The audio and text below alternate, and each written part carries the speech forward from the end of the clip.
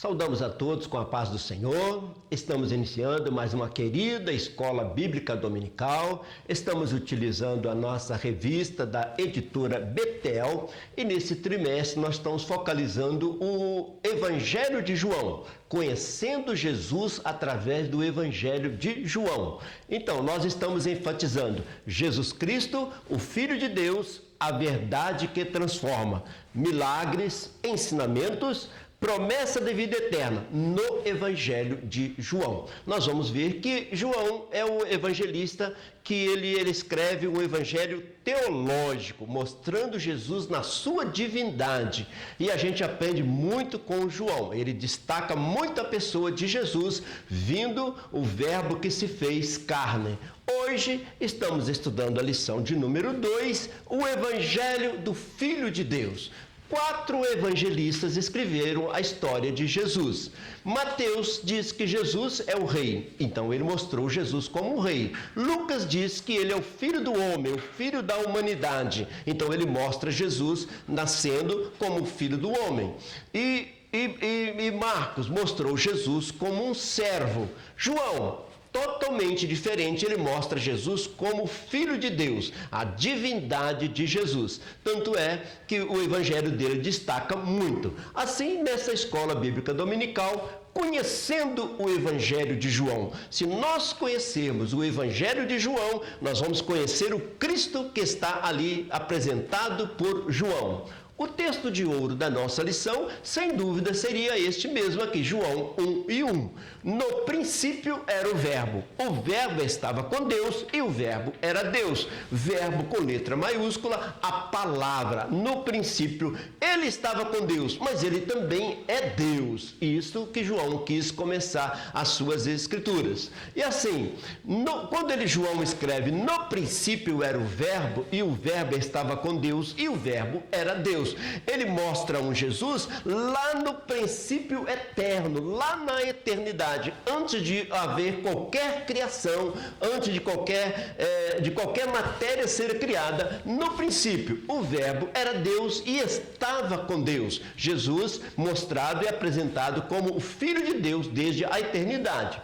Dessa forma, assim, Jesus, antes que o houvesse, antes que houvesse qualquer criação, que é a luz, que foi a primeira coisa a ser criada, Jesus sempre existiu. Este é o Evangelho de João apresentando Jesus. A nossa verdade aplicada diz o seguinte: o Evangelho de João revela que o Verbo divino que se fez carne e habitou entre nós é o Cristo prometido, o Filho de Deus enviado para nos salvar. Então João mostra que as profecias do Antigo Testamento, Deus ia enviar um Messias dos céus, e Jesus é este Messias que divinamente fez muitos milagres que só Deus pode fazer. Então João apresenta Jesus como Filho de Deus. Mas o mesmo Jesus que ele diz que lá no princípio da eternidade estava com Deus, esse Jesus, o Verbo, se fez carne e habitou entre nós. Então ele tornou-se humano entre nós. Para quê? Para que salvasse todas as nações. Jesus, o Messias das nações, com as suas mãos poderosas, muito maior do que o globo terrestre, muito maior do que o universo. Jesus é o Messias das nações. E João mostra um Jesus pregando o Evangelho sem preconceito nenhum com nações ou etnias, mas anunciando Jesus, o Salvador da humanidade, de todas as nações. O nosso texto de referência dessa lição foi: ele estava no princípio com Deus, num princípio lá na eternidade. Com Deus, todas as coisas foram feitas por ele, e sem ele, nada do que foi feito se fez. Além dele estar lá no princípio, também ele é o Criador de todas as coisas. Ele não é criatura, ele é Criador. Ele existe antes de qualquer criatura. Nele estava a vida, e a vida era a luz dos homens. E a luz resplandece nas trevas, e as trevas não a compreenderam. Houve um homem enviado de Deus, cujo nome era João. Este veio para testemunho, para que testificasse da luz, para que todos crescem por ele. Não era ele a luz, mas veio para que testificasse da luz.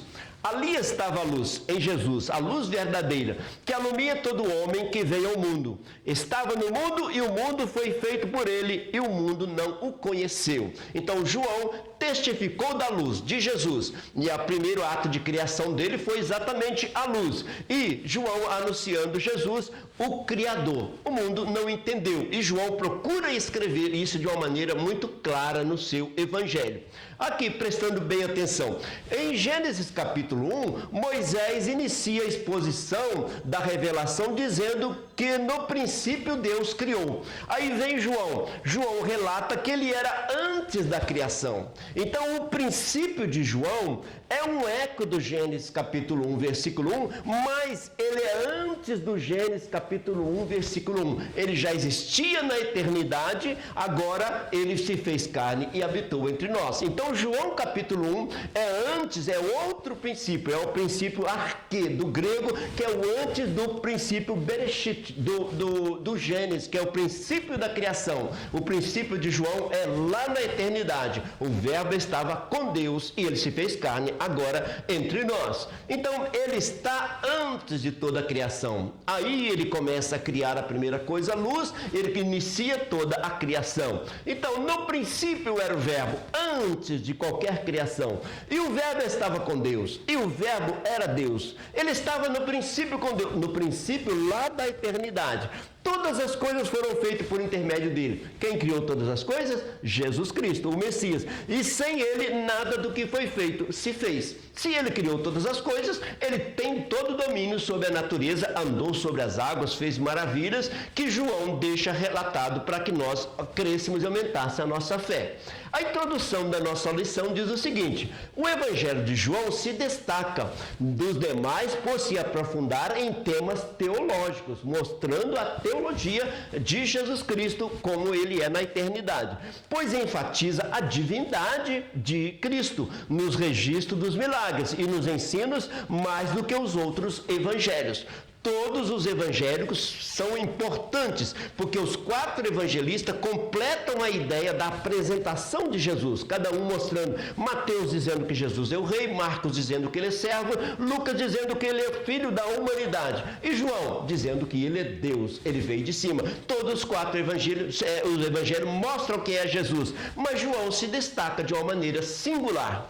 Veremos um pouco dos contextos histórico-religioso do tempo em que o evangelho de João foi escrito, além do propósito que o apóstolo expressou. Quando a igreja nasceu, havia muitas oposições, muitas filosofias, muita maneira de querer interpretar Jesus Cristo. Aí João escreveu a grande verdade, mostrando que era Jesus, além de todo esse pensamento filosófico que existia. Ele veio do céu, ele é o verbo de Deus. João 20, ele diz por que ele escreveu esse livro. Olha o que ele diz: Jesus, pois, operou também em presença dos seus discípulos muitos outros sinais que não estão escritos neste livro.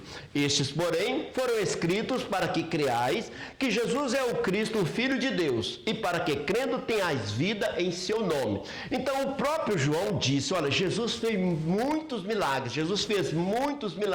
mas eu relacionei aqueles que mostram a divindade de Jesus. Para quê? Para que nós creiamos no seu nome e tenhamos vida eterna. Então, João é muito claro. João resumiu 7 grandes milagres para mostrar que Jesus é Deus. Milagres como esse de andar sobre as águas. Um milagre sobre a natureza, e quando ele quer, ele anda sobre as águas, quando ele quer, ele abre o mar, quando ele quer, ele acalma o mar. Mostrou a divindade de Jesus sobrepondo a natureza, que é a criação dele mesmo.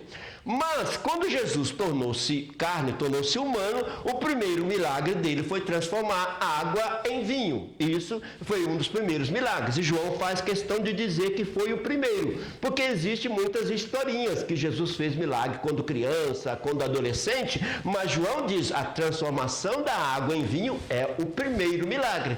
E João começa a contar os milagres, depois ele para de contar e deixa para a gente contar, que a gente sabe que é incontáveis. E João termina o livro dele dizendo assim: se fossem contar os milagres de Jesus, nem o mundo inteiro conteria os livros dos milagres de Jesus, tantos milagres que ele fez para demonstração da sua divindade.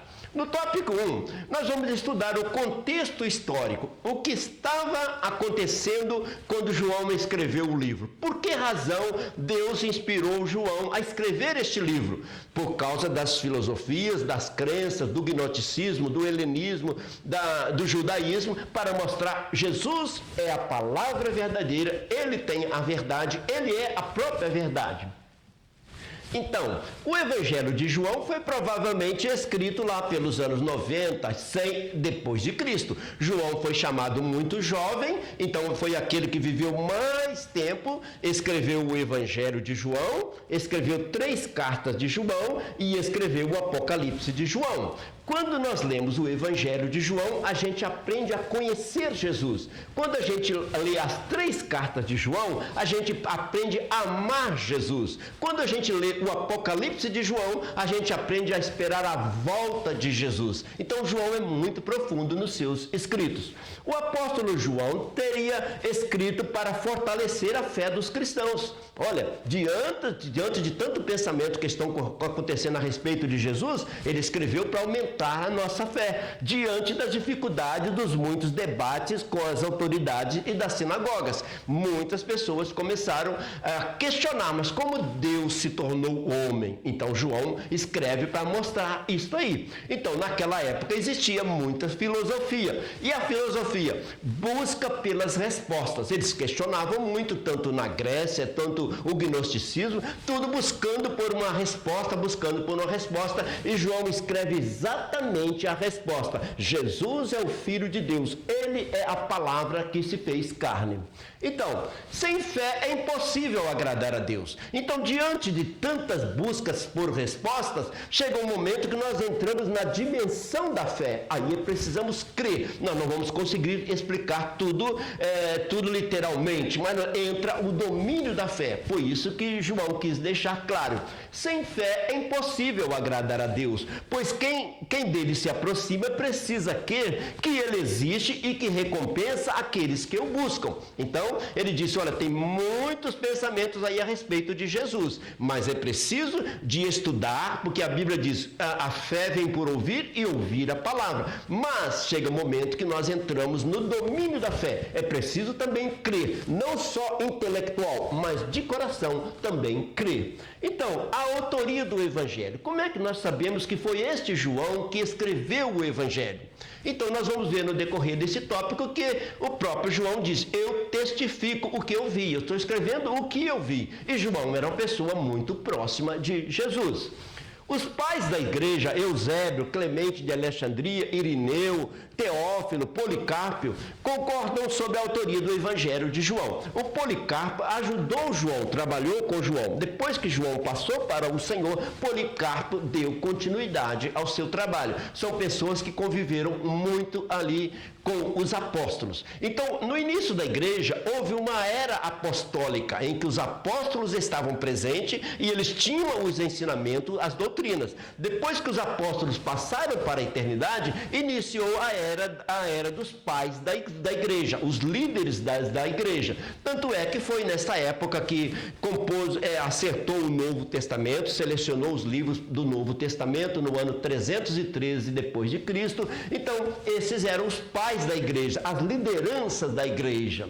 Então, João se refere a si mesmo como o discípulo amado. Ele mesmo sabia disso. Ou o discípulo a quem Jesus amava. E foi esse discípulo que escreveu o evangelho mais profundo e, ao mesmo tempo, mais fácil. Porque quando alguém aceita Jesus como Salvador, nós orientamos logo de início. Começa a ler a Bíblia pelo evangelho de João. Muito profundo, mas ao mesmo tempo muito fácil de compreender. E está sendo um privilégio estudar. Então, naquela época, tinha os pais apostólicos, depois veio a época dos pais da igreja, a liderança, os apologistas, os que defendiam a fé, a verdadeira fé, e os teólogos estudando a teologia. Tudo isso para entender e crer que Jesus é o Filho de Deus. Houve houve um período difícil, depois as coisas foram se esclarecendo, conhecendo que existe Pai, Filho e Espírito Santo. Tudo isso foi estudado e João é muito claro. Ele fala de Jesus como Consolador, de repente ele diz que Jesus envia um outro Consolador, o Espírito Santo, e ele mostra que essa trindade maravilhosa, santíssima, que nós cremos e seguimos.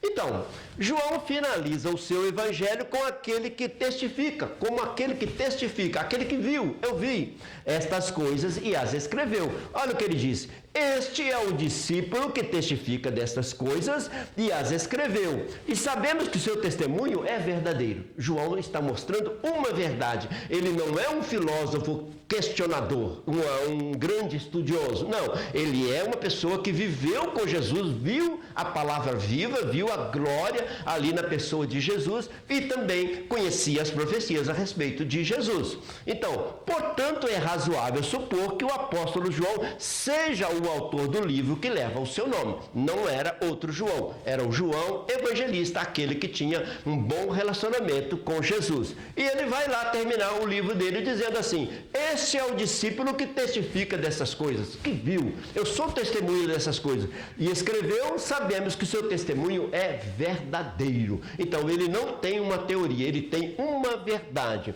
Então, João escreve esse versículo para aquele pessoal da época. Ele diz: olha, vocês examinam as Escrituras, isso é palavra de Jesus, e são elas que testificam de mim. O próprio Jesus disse: olha, vocês lêem tanto as Escrituras do Antigo Testamento sobre as profecias do Messias, e agora, eu sou o Messias, estou no meio de vocês e vocês não estão entendendo, não estão conhecendo. Então, existe um ensinamento muito grande de Jesus aí. 1.2. A data e o local do livro de João. Onde é que João estava, que onde escreveu, e que data mais ou menos foi que nós sabemos que ele escreveu o seu livro.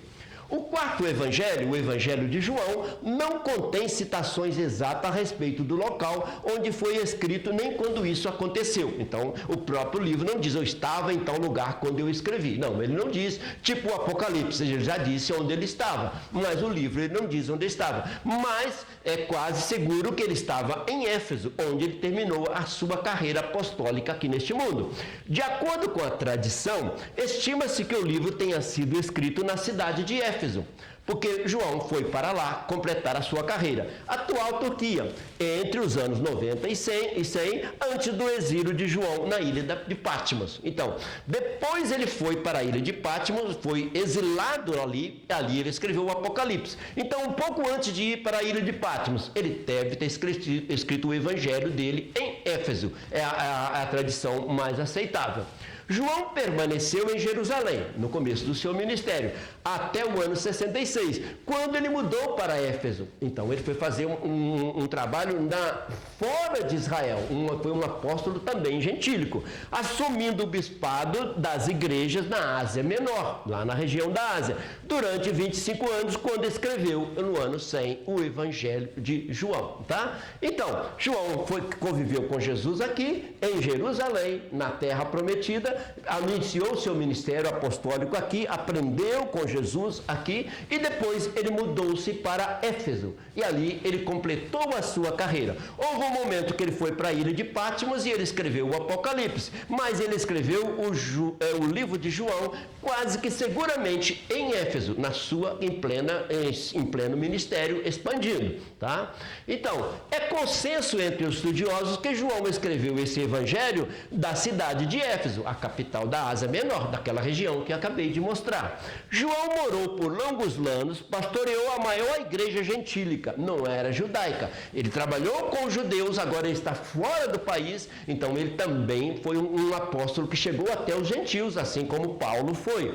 Da época, liderou as igrejas da região, morreu já em idade avançada, na velhice, viveu muito tempo, foi o único apóstolo que teve morte natural, viveu até muito tempo, nos dias do imperador Trajano. E ali foi a época que ele escreveu o Apocalipse. Mas em Éfeso ele escreveu o Evangelho de João. Em Éfeso, João teve ali um bispado, teve uma liderança apostólica muito grande naquela região da Ásia, quando ele escreveu o Evangelho.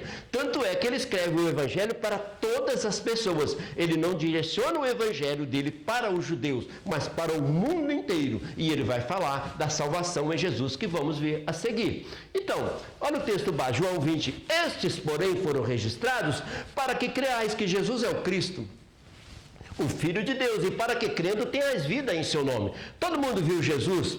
Todo mundo viu Jesus ali andando pelas terras da Galileia, mas ele diz, esse Jesus humano que vocês chamam de filho do carpinteiro, ele é o Messias, o ungido de Deus que desceu e se tornou carne entre nós. Então ele mostra que Jesus é o Cristo. Cristo aqui no início era o título de Jesus, depois entrou para o nome de Jesus, Jesus Cristo, Jesus o ungido, o Messias enviado por Deus conforme as Escrituras.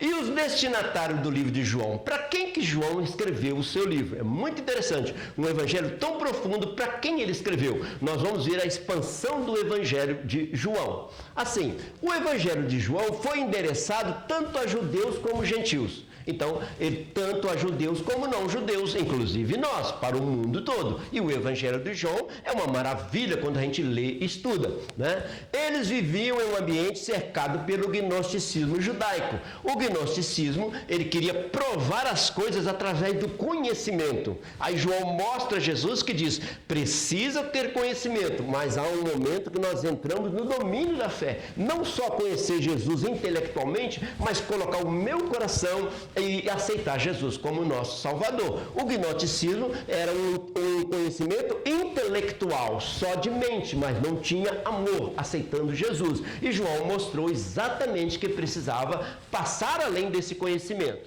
O desejo de João era apresentar Jesus como o Cristo, o Messias, que veio de cima, Filho de Deus.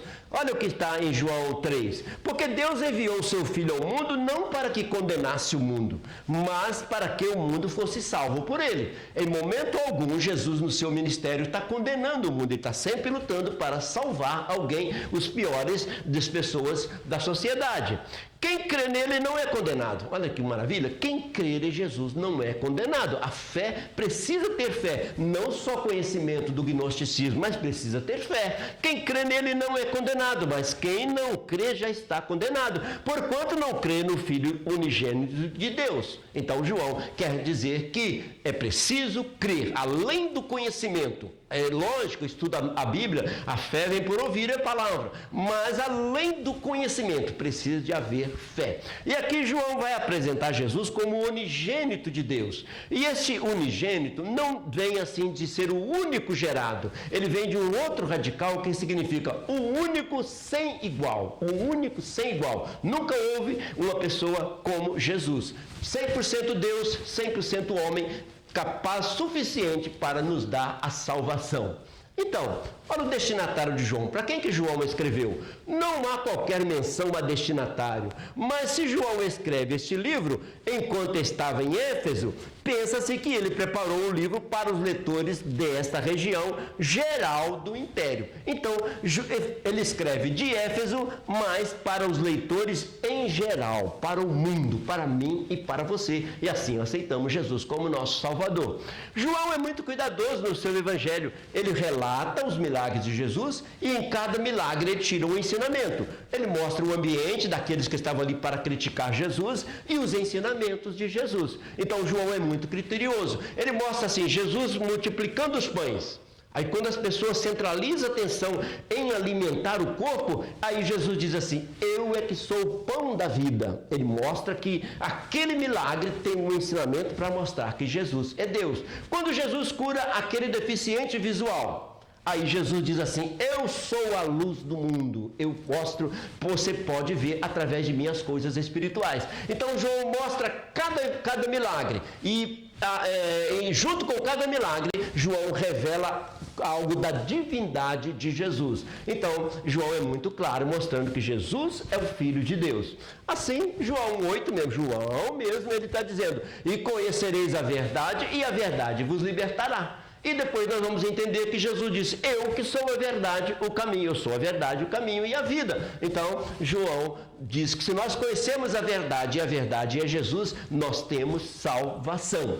Assim, Quem cresce teria a vida em seu nome. Basta crer. Ainda que eu não tenha todo este conhecimento, mas o que eu tenho seja suficiente para crer que Jesus veio a este mundo para me salvar. João 20:31, Jesus, pois, operou também em presença dos seus discípulos muitos outros sinais. Então isso aqui é muito interessante, porque tem pessoas que às vezes querem contar o número de milagres de Jesus. Olha, Jesus ressuscitou tantos, abriu os olhos de tanto e tenta querer dimensionar a ação miraculosa de Jesus. Mas o João diz, olha, ele fez muitos, mas muitos milagres mesmo, incontáveis. Mas os que eu relacionei é para que creais, para aumentar a sua fé e você ser salvo na pessoa de Jesus. Esses, porém, foram escritos para que creais, que Jesus é o Cristo, o Filho de Deus, e para que crendo, tenhais vida em seu nome. Olha, o que ele quer? Ele quer que nós tenhamos vida eterna, e isso basta apenas crer no Filho de Deus. Olha que versículo importante escrito por João. Disse-lhe Jesus falando para Tomé, disse-lhe Jesus, porque viste, Tomé, crestes, bem-aventurados que não viram e creram. Olha Jesus conversando com Tomé, propriamente Deus, dizendo, olha, Tomé, você está me vendo e está me chamando de Deus. E agora? E aqueles que vão nascer muitos e muitos anos depois, que não viram isto, mas vão crer. Então a salvação é pela fé, fé na graça de Deus, que Deus enviou o seu Filho para nos salvar. Então, você que crer em Jesus é um bem-aventurado, mais do que feliz, porque você não viu, mas você crê. E assim nós tenha a vida eterna. Jesus estendendo as mãos como Filho de Deus para que nós tenhamos vida eterna. Já no tópico 2, o contexto religioso. O que estava acontecendo na época de João para ele escrever este evangelho tão profundo? Quais eram as crenças? O que eles achavam a respeito de Jesus? Então, João vai ser bem claro nos seus escritos para que mostrasse para o mundo todo, numa linguagem bem simples, que Jesus é o Filho de Deus. O Evangelho de João está entre os registros do final do primeiro século, logo no início da igreja. Tá? E o do cristianismo num tempo crescente de oposição aos cristãos.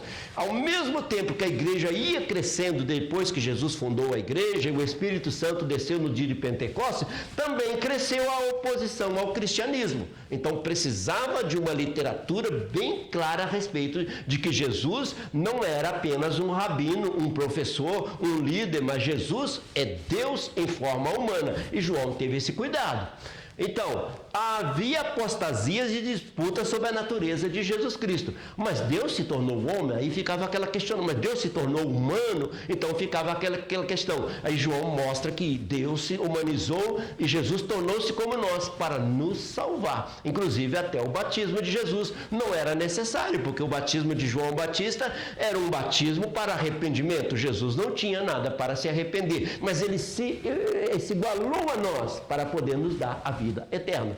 João 15:20 diz assim, lembrai-vos da palavra que eu vos disse, não é o servo maior do que o seu Senhor. Se a mim perseguiram, também vos perseguirão a vós.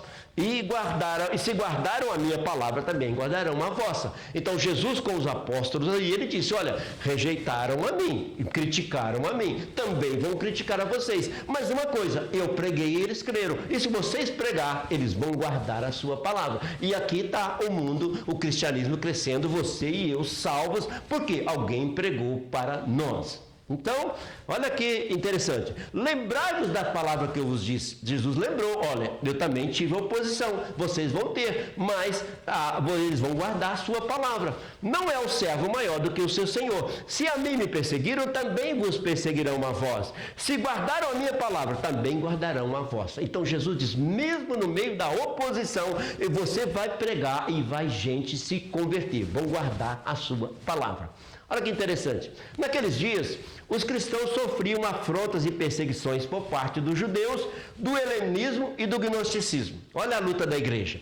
Os judeus que não aceitaram Jesus, que baseava sua fé só na Torá, no Antigo Testamento. O helenismo, que vinha lá da Grécia, a capital da filosofia. Então, lá da capital da Grécia, que era chamada helênica no início, ou Helenaide, De lá estavam os filósofos questionando a respeito de Jesus. O gnosticismo estava dizendo, eu creio só se eu ver e preciso mostrar um conhecimento intelectual. Então a igreja cresceu com essas três dificuldades. Os judeus que não aceitaram a Jesus, o helenismo, os filósofos e o gnosticismo tentando provar com conhecimento. Aí João mostra no Evangelho essa linda mensagem de salvação. Era muito necessário o Evangelho de João. Como é necessário, e hoje também, o Evangelho de João. A palavra de Deus no Evangelho de João. Aí vem João com o seu escrito e diz, olha, ele é Jesus, é a palavra de Deus que se fez carne e habitou entre nós. O Evangelho de João, importantíssimo. Então, João 14:6, disse-lhe Jesus, eu sou o caminho, a verdade e a vida. Ninguém vem ao Pai senão por mim. Aqui Jesus disse, eu sou o caminho que leva à verdade e que garante vida. O caminho que leva à verdade e que garante vida. Jesus, o Filho de Deus, para nos salvar. Então, só há um caminho para a vida eterna, Jesus. Só há um caminho, aceitando Jesus, que Ele substituiu-nos na cruz, pagou nossos pecados e temos direito à salvação. 2.1. O judaísmo e o cristianismo. E agora? A igreja nasceu, a igreja tem uma visão do Cristo como Salvador, mas o judaísmo não tem essa visão. Os fariseus, saduceus, os escribas não têm essa visão. Então o cristianismo precisava de uma palavra como o Evangelho de João para esclarecer. E assim a igreja cresceu. Não vamos pensar que também não houve judeus que se converteram, porque eles se converteram. Muitos judeus, os próprios apóstolos eram judeus. A Bíblia diz que até aqueles sacerdotes que trabalhavam lá no templo, muitos deles que trabalhavam no judaísmo também se converteram. Paulo se converteu e assim foi havendo conversões também dentro do judaísmo. Mas o cristianismo manteve-se firme de acordo com a palavra do Senhor. O Evangelho de João ajudou e muito, tá? O movimento judaizante fez o uso de muitos meios para tentar atingir o cristianismo. Queria abafar o cristianismo. Os evangelhos nos mostram as constantes críticas da liderança religiosa judaica contra o discurso de Jesus. Não precisa nem pensar. Jesus está sempre pregando e ali no meio daquela multidão tinha gente para crer e gente que não cria, gente que criticava, gente que não queria o bem de Jesus nem do cristianismo. Então Jesus trabalhou assim e a igreja também trabalhou assim. João 5:10. Então os judeus disseram, aquele que tinha sido curado, é sábado, não te é lícito levar a cama. Agora, Jesus cura um homem paralítico num dia de sábado, faz um bem que deveria todo mundo estar glorificando a Deus, porque um paralítico de muitos anos foi curado, e pelo contrário, começaram a criticar Jesus só porque era no sábado. Aí Jesus mostra para eles que Jesus é o Senhor do sábado também. Não era só uma questão de guardar o sábado, mas fazer o bem. E Jesus chega a dizer para eles, olha, se a sua ovelha cai no buraco no dia de sábado, você não tira? Não posso eu dar liberdade a este homem? Então Jesus deu uma conotação muito forte na divindade, tirando essas tradições judaicas e mostrando o cristianismo bem maior. E assim, na época da igreja primitiva, era o judaísmo e o cristianismo. O judaísmo preso na Torá, que são os livros do Antigo Testamento, e o cristianismo com a Bíblia completa, crendo no Senhor Jesus Cristo como seu Salvador. E Jesus, então, foi muito claro, o Filho do Homem é Senhor do sábado.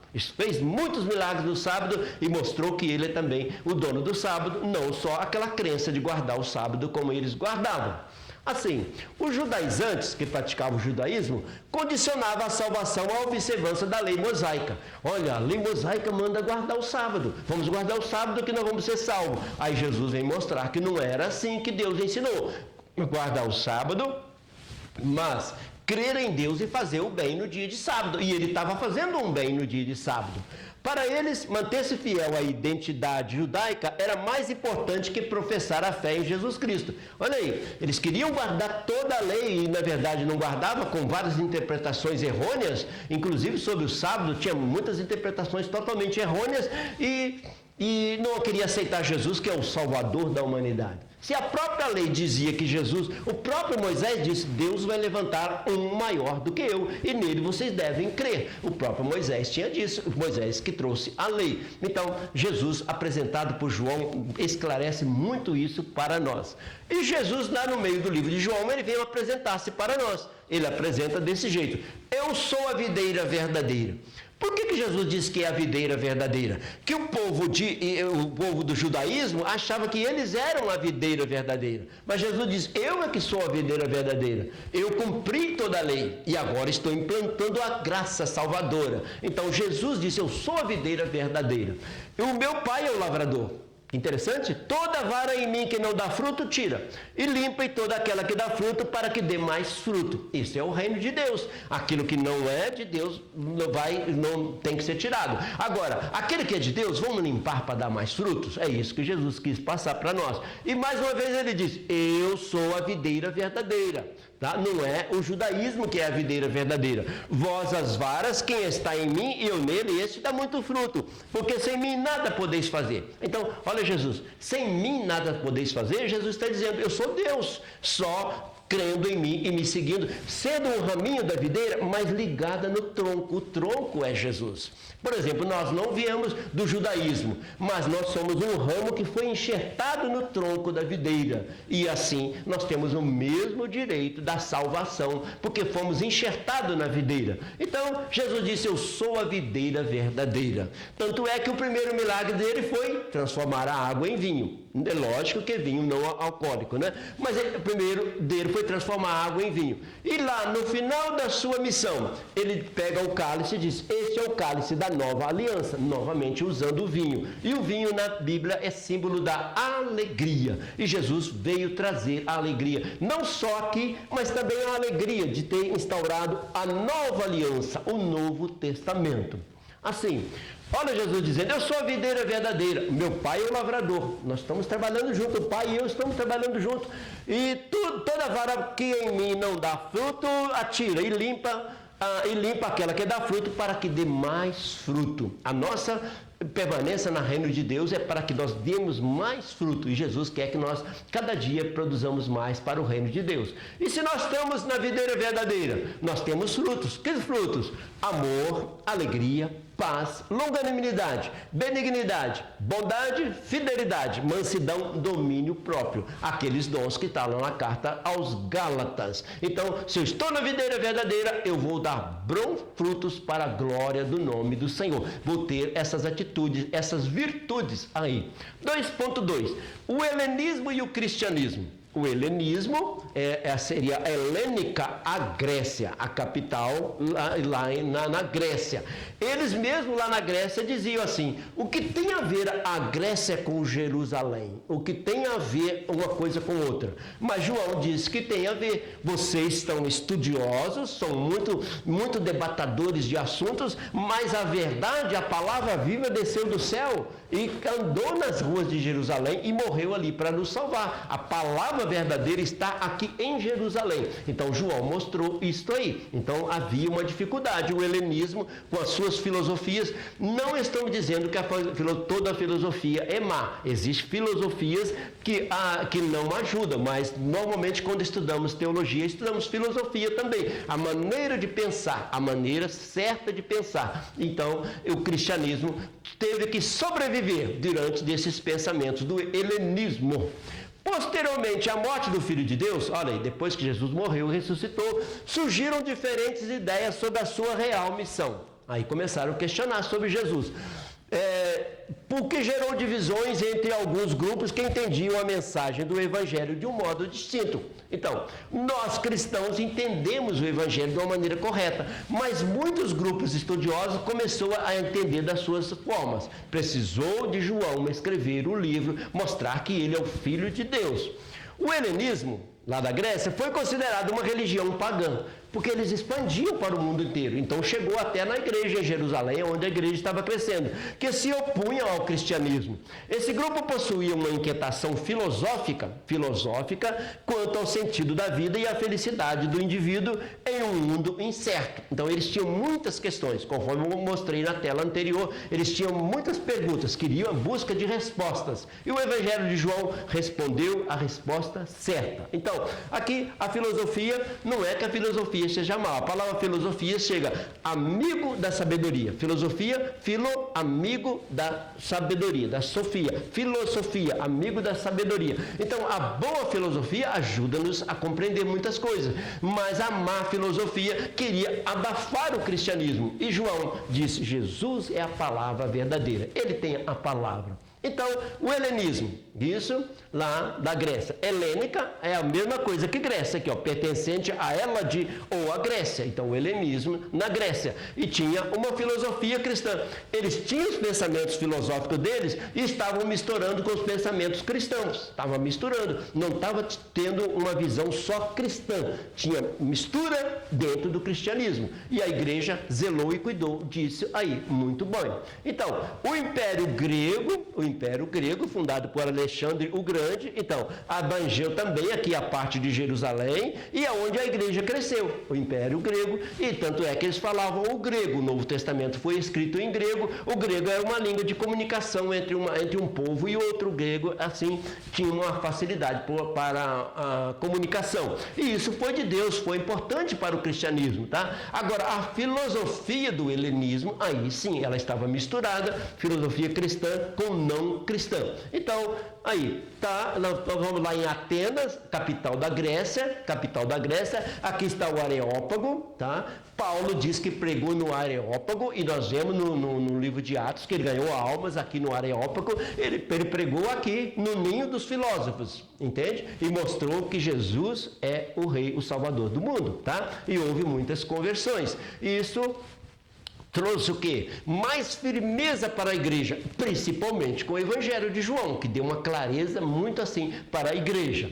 As Escrituras nos alertam contra todas as filosofias, tá? Com essas filosofias, aquelas filosofias enganosas. Não é toda filosofia, as filosofias enganosas, mas a filosofia é boa, ela nos ajuda a pensar, a raciocinar. Filosofia significa amigo da sabedoria, então nos ajuda. Mas essas filosofias da época, elas eram enganosas, precisava de ter cuidado. Aí Paulo, escrevendo aos Colossenses, ele diz: tende cuidado para que ninguém vos faça presa sua por meio de filosofias e vãs sutileza. Então aqui uma filosofia vã. Ele manda a gente ter cuidado com a filosofia vã, mas a filosofia tem o seu lado bom também. Segundo a tradição dos homens, segundo os rudimentos do mundo e não segundo Cristo. Ele quer, seja um pensador, amigo da sabedoria, mas seja segundo Cristo, olhando como Jesus olhou. Qual era o cuidado então que tinha que ter? Tenha cuidado para ninguém se venha a enredá-los com a sua filosofia, vãs, sutilezas, conforme a tradição dos homens, conforme os rudimentos do mundo e não segundo Cristo, porque nele habita corporalmente toda a plenitude da divindade. Então, Paulo aqui, ele é muito claro também, ele diz, olha, tem muitas tradições filosóficas aí, mas nesse Jesus que andou nas terras da Galileia, nele habita toda a plenitude da divindade. Ele queria dizer, Jesus foi 100% Deus e 100% homem, entende? Então, Jesus teve essa vida no meio de nós, 100% Deus, 100% homem. Tanto é que na morte de Jesus, quando Jesus morre na cruz, é o Jesus 100% homem, porque ele falou para aquele moço que estava na cruz ao lado dele, ele disse assim, hoje mesmo estarás comigo no paraíso. Jesus é o mesmo ontem, hoje e eternamente, até na época da cruz também e do túmulo, porque o Jesus, Deus, está sempre o mesmo ontem e hoje e eternamente. O Jesus humano morreu para salvar a humanidade e como Jesus tinha essas duas naturezas, ele é o nosso Salvador e nós temos muito motivo para dar glórias a ele. Então, o gnosticismo e o cristianismo. Aí, o cristianismo crescendo, a palavra de Deus expandindo, igrejas surgindo e está lá o gnosticismo tentando atrapalhar, querendo levar as pessoas ao conhecimento intelectual ao invés de ter um conhecimento espiritual. Assim, a igreja primitiva teve que lidar com uma doutrina danosa à fé cristã, o gnosticismo. Olha, eu preciso provar isso através do meu conhecimento, mas não é chegar um momento que entra o domínio da fé. Além da contínua oposição da religião judaica, além de ter o judaísmo, tinha também que cuidar com o gnosticismo que estavam por perto. A igreja nos tempos apostólicos já enfrentava algumas heresias. Então, muitas pessoas vinham para a igreja, mas queria trazer aquelas crenças misturadas. E João separa tudo direitinho, dizendo: Jesus é o verbo, ele é a palavra, ele é a sabedoria que veio trazer em nós a salvação. O gnosticismo afirmava que a matéria é má e o espírito é bom. Uma das coisas que eles questionavam era essa: olha, se a matéria é má, então como que Deus se fez homem? Então eles questionavam isso aí. Mas João mostra que o Filho de Deus se tornou homem e sem contaminar com a matéria. Então, por exemplo, Jesus nos ensina a fazer a oração do Pai Nosso. Ele diz assim: vocês devem orar: Pai, perdoa as nossas dívidas. Mas ele não orava assim, porque ele não tinha que pedir perdão. Ele sempre foi sem contaminar pela matéria, pelo mal do mundo, sempre puro. Então, o gnosticismo. O que era uma pessoa gnóstica? O adepto do gnosticismo, um movimento religioso que mescla aspectos do cristianismo convencional, misturava a crença em Jesus com as crenças deles. O misticismo, especulação filosófica, sendo o conhecimento obtido, tendo as contas as verdades divinas por oposição à matéria. Então, para eles, se Jesus é Deus, não tinha condição dele ser humano, mas Deus teve este poder de descer até nós e nós sermos salvos através de Jesus. Precisava que alguém fosse 100% puro e fosse 100% humano. Jesus foi essa pessoa que é o nosso Salvador, porque disso ele disse: eu sou o caminho, a verdade e a vida. Então, segundo o gnosticismo, a crença deles, o Filho de Deus, por ser bom, não poderia residir num corpo físico que é mau. Entende? Isso na visão deles. Mas nós sabemos que o Verbo se fez homem. E João vai chamar Jesus de unigênito. O único, que vem do original grego gane, o único sem igual. Nunca houve uma pessoa 100% Deus, 100% homem. Jesus, o nosso Salvador. Olha o que está na carta de João. Qualquer que nega o filho, também não tem o pai. Aquele que confessa o Filho também tem o Pai. Agora, o mesmo João, na primeira carta que ele escreve, ele diz: olha, aquele que nega o Filho, vocês estão negando que Jesus é o Filho de Deus? Aquele que negar o Filho não tem o Pai, mas aquele que confessar que Jesus é o Filho de Deus, esse tem o Pai, tem a salvação. 1 João 4, olha que clareza de versículo. Nisto conhecereis o Espírito de Deus. Todo espírito que confessa que Jesus Cristo veio em carne é de Deus. E todo espírito que não confessa que Jesus Cristo veio em carne não é de Deus. Mas este é o espírito do anticristo, do qual já ouviste que há de vir, e esse que está já vindo ao mundo. Então, qual era a fé básica? Crer que Jesus tornou-se humano. Ele está dizendo: quem não confessa que Jesus é o Cristo, e não entende que Deus se tornou humano, então ele está dificultando a própria salvação. Mas quem crê, confessa, Jesus nos confessa, dá diante do Pai também. Então, o importante: e o Verbo se fez carne. A palavra, a segunda pessoa da Trindade, se fez carne. Jesus sob o olhar do apóstolo do amor. João olhando para a própria divindade em forma humana. Isso que acrescenta fé para nós. Qual foi o propósito do livro? Então agora vamos para o tópico 3. Qual foi o propósito do livro? Vamos esclarecer um pouquinho mais, porque nós vamos estudar esse trimestre todinho sobre o livro de João. Qual foi o propósito do livro? O apóstolo João declarou claramente o propósito do seu evangelho. Deixou claro. Por que eu estou escrevendo esse evangelho para vocês? Para toda a humanidade, para judeus e não judeus, para você e para mim. Então é o evangelho mais profundo. Por que ele estava escrevendo? Estes, porém, foram escritos para que creais que Jesus é o Cristo, o Messias que havia de vir, o Filho de Deus, e para que crendo tenhais vida em seu nome. Ele está dizendo: eu escrevi, resumi peguei os grandes milagres de Jesus para aumentar a vossa fé e você ser salvo, você crer e ser salvo. Então foi muito bem claro João porque ele estava escrevendo o livro dele. Aí ele diz: Jesus, pois, operou também em presença dos seus discípulos muitos outros sinais. Ele está dizendo: eu não narrei todos os milagres de Jesus, mas narrei aqueles que fossem te ajudar a crer e ser salvo, que não estão escritos neste livro. Esses, porém, foram escritos para que creais que Jesus é o Cristo, o Filho de Deus, e para que crendo tenhais vida em seu nome. Ele está dizendo a razão pela qual ele escreveu o seu livro. Esses milagres que João escreveu, porém, foram registrados para que creais que Jesus é o Cristo, o Filho de Deus, e para que, crendo, tenhais vida em seu nome. Eu quero ter vida eterna, então eu preciso crer que Jesus veio em forma humana para me salvar. 3.1. Um evangelho distinto dos demais. O evangelho de João é bem diferente dos outros, mostra a divindade de Jesus. O evangelho de João nos é apresentado após Mateus, Marcos e Lucas. Falamos isso no início da aula, conhecido como os evangelhos sinóticos. Esses três evangélicos têm a mesma visão, a mesma ótica. João já vem mostrando Jesus bem na sua divindade. Esses evangelhos, Mateus, Marcos e Lucas, são assim chamados por partilhar uma composição histórica semelhante e conter relatos comuns. Então, se a gente lê Mateus, Marcos e Lucas, muitos relatos, muitas parábolas, muita história da parte da vida de Jesus estão nos três. A gente pega o evangelho de João totalmente diferente, tá? Então, os três evangelhos sinóticos têm a mesma ótica, Mateus, Marcos e Lucas, tá? Aí, Mateus, Marcos e Lucas, evangelhos sinóticos com a mesma ótica. Aí vem o João, um evangelho totalmente diferente, mostrando a divindade de Jesus.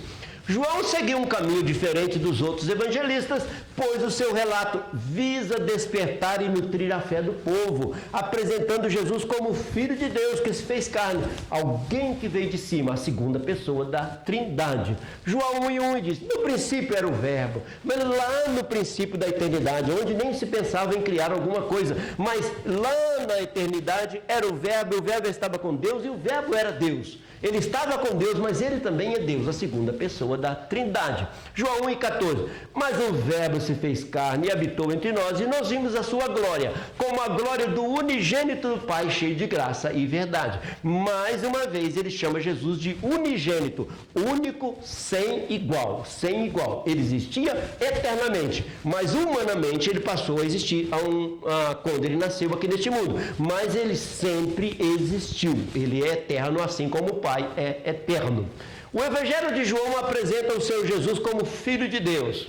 O livro de João enfatiza a divindade de Jesus. Esse Jesus que andou nas terras da Galileia é Deus. O Evangelho de João é o mais teológico e aponta para a divindade de Jesus, mostrando simultaneamente a sua forma humana. Olha, simultaneamente, 100% Deus, 100% homem. João teve este cuidado aí. A teologia de João. O que é uma teologia? Vamos pensar um pouquinho. A filosofia é o ser humano tentando explicar Deus. A teologia é Deus se revelando para o homem. Por isso a teologia nos ajuda muito, é muito importante. A filosofia é as pessoas tentando se esforçar para explicar as coisas de Deus. A teologia, nós lemos, porque a fé vem por ouvir e ouvir a palavra, lemos a palavra, mas tem a revelação de Deus. De repente a pessoa está lendo, olha, eu já entendi que Jesus morreu para me salvar. Então a teologia é primordial da nossa vida. O que é a teologia? Estudar sobre o Theos, o Deus, é o estudo sobre Deus, aprendendo, tendo uma revelação bem próxima de Deus. Então, logo no início do seu evangelho, João identifica Jesus como o Verbo. Olha, uma palavra lá em cima na glória eterna. João, ele afirma que o Verbo era Deus. Além do Verbo estar com Deus, também ele era Deus, a segunda pessoa da Trindade, revelando a divindade e a verdadeira identidade de Jesus. Essa ele gera a verdadeira identidade de Jesus. Tanto é que Jesus, durante o seu ministério, teve um dia que ele vai ao monte Transfigura, mostra como ele é na eternidade. Então, foi muito importante. As mensagens principais do Evangelho de João são: Jesus Cristo, Jesus o ungido, o Messias, o Filho de Deus, veio de cima, a fé nele e o outro Consolador. Jesus mesmo disse, eu vou, mas eu vou mandar um outro Consolador. Por que outro Consolador? Porque Jesus já é o Consolador. Mas ele diz, eu vou e vou enviar um outro Consolador, ele vai ficar com vocês. Fala sobre a morte, a ressurreição e a vida eterna. João enfatiza muito isso, que nós temos uma vida eterna. Então, o Jesus apresentado por João, no princípio era o Verbo, antes de qualquer criação. Ele é o Verbo, ele está com Deus. Mas houve um dia que o Verbo se tornou em carne, tornou-se humano para nos salvar. Um evangelho perfeitamente teológico para nós crermos e aceitar Jesus como nosso Salvador. Ao ler o relato de João, notamos a relação entre a fé e a vida eternas estão contidas em sua teologia. O que é teologia? A interpretação de João é muito clara, muito fácil de entender, porque ele faz uma revelação assim de Jesus muito profunda, mostrando os milagres. Ele fazia os milagres e dentro daqueles milagres tinha um ensinamento, tinha uma razão de ser. Por exemplo, se Jesus ressuscitou Lázaro depois de 4 dias que estava morto, tinha uma razão de Jesus ressuscitar o Lázaro depois de 4 dias. Porque dias depois, o próprio Jesus ia morrer na cruz e ia ressuscitar ao 3º dia. Então ficaria mais fácil para as pessoas crerem que Deus tem poder para ressuscitar, que Jesus é Deus. Então os milagres de Jesus apresentados por João é para mostrar que ele é Deus. Então, no que se refere à teologia, João se diz testemunha dos milagres. João viu os milagres registrados em seu evangelho e testifica, dá o testemunho que Jesus é o Filho de Deus. Pelo que João viu, ele diz, só pode ser o Filho de Deus. Aí ele vai escrever, esses foram escritos para que creais que Jesus é o Filho de Deus e crendo tenhais vida em seu nome. João está dizendo, eu resumi os principais milagres para você e eu crermos. Então os milagres de Jesus falam muito quem é Jesus. Jesus andando sobre as águas, Jesus fazendo coisas assim maravilhosas, mostrando que ele é o Filho de Deus, os milagres de Jesus. Aí João resume os 7 milagres mais importantes para que nós creiamos. Ele disse, então ele mostrou, Jesus transforma a água em vinho, Jesus cura o filho de um oficial do rei, Jesus cura um paralítico, Jesus faz a multiplicação dos pães, Jesus anda sobre as águas, Jesus cura um cego de nascença. E quando ele cura o cego, ele diz, eu sou a luz do mundo. Assim como eu abri os olhos dele para ver a luz, eu é que sou a luz do mundo. Então Jesus mostra isso aí. Quando ele multiplicou os pães, as pessoas andavam atrás dele para comer o pão. Ele diz, eu é que sou o pão da vida. Então em cada milagre apresentado por João, tem uma revelação de Jesus. Jesus ressuscita o Lázaro. Tinha uma razão de ser, de ele ressuscitar o Lázaro ali para aumentar a nossa fé. Então, quem é Jesus? Para o cego, Jesus é a luz. Para o faminto, Jesus é o pão. Para o sedento, Jesus é a água da vida. Para o enfermo, Jesus é a cura. Para o morto, Jesus é a vida. Para o prisioneiro, Jesus é a liberdade. Para o solitário, Jesus é o amigo. Para o mentiroso, Jesus é a verdade. Para o viajante, Jesus é o caminho. Para o sábio, Jesus é a sabedoria. Para o réu, Jesus é o advogado. Para o perdido, Jesus é o salvador. Para mim, Jesus é tudo. Para mim, Jesus é tudo. 3.3. João nos ensina a evangelizar. Além dele evangelizar de uma maneira muito sábia, nos ensinou agora a evangelizar. Fala desse Jesus maravilhoso, fala desse Jesus, fala do amor dele, fala que ele morreu para nos salvar e ressuscitou ao 3º dia. Muito importante. Nós vamos ver nesse subtópico. Falar da morte e ressurreição de Jesus. Jesus continua vivo, tá? João 3,16, todos nós conhecemos. Talvez seja o texto mais conhecido e usado na evangelização. Neste evangelho podemos aprender muito sobre o modelo de Jesus para o evangelismo pessoal. Então, a quebra do preconceito social. Então, além das barreiras sociais, nacionais, João apresentou um Jesus que morreu para salvar toda a humanidade. E João 3,16, ele está nos ensinando a evangelizar, porque Deus amou o mundo de tal maneira que deu o seu Filho unigênito para que todo aquele que nele crê não pereça, mas tenha a vida eterna. Este é o versículo da Bíblia mais traduzido em mais idiomas e mais usado na evangelização. Por quê? A melhor explicação, Deus, o maior ser, amou o maior mandamento ao mundo a maior comunidade, de tal maneira, com a maior intensidade. O seu Filho, a maior expressão de amor e a maior abrangência para que nós tenhamos a maior esperança, a vida eterna. Vai ficar na sua tela para fazer uma revisão, estudar esse versículo tão bonito aí. Agora, Jesus da cruz não é uma palavra de amor, é um ato de amor. Não é falar sobre amor, é amar na prática. E assim nós entendemos que João 3,16, a cruz é igual amor. O que segurou Jesus na cruz não foram os pregos, foi o amor, por mim e por você. Então, aceitando Jesus, nós temos vida eterna. Porque o Filho do Homem veio salvar o que se havia perdido. Nós estávamos perdidos sem salvação, hoje somos salvos com o nosso nome escrito no livro da vida.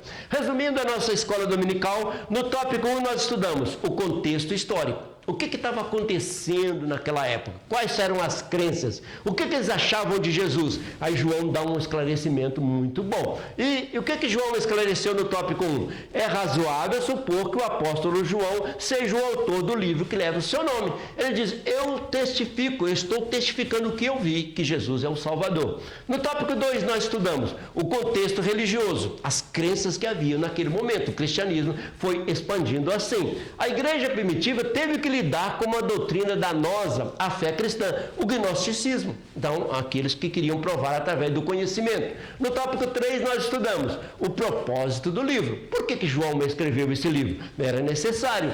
O apóstolo João declara Jesus como Filho de Deus, revelando a divindade, a verdadeira identidade de Jesus. Então, João mostra a verdadeira identidade de Jesus. Ele é Deus que se fez homem e habitou entre nós. Conclusão final. O Evangelho de João revela que Jesus Cristo é a maior revelação de Deus.